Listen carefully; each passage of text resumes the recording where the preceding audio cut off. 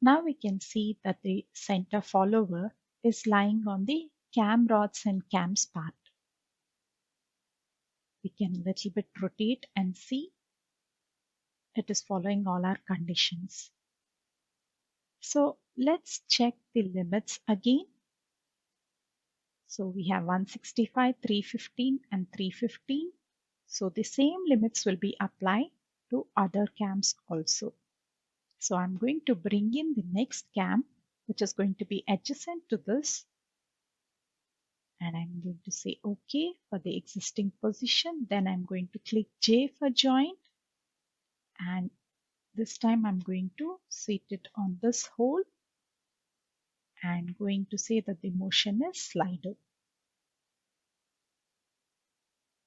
And for the slider motion, I'm going to edit joints.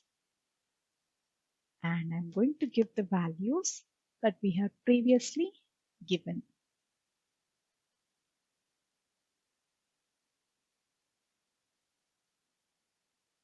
We can animate and see.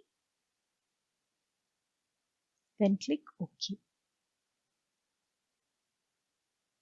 Now we have to give the contact sets. So the new contact set is the cam and cam rods and cams part. So let's tweak this a little bit so that we get everything in the right position. So you can see that it is following all the conditions that we have given. You can verify before proceeding for other cams.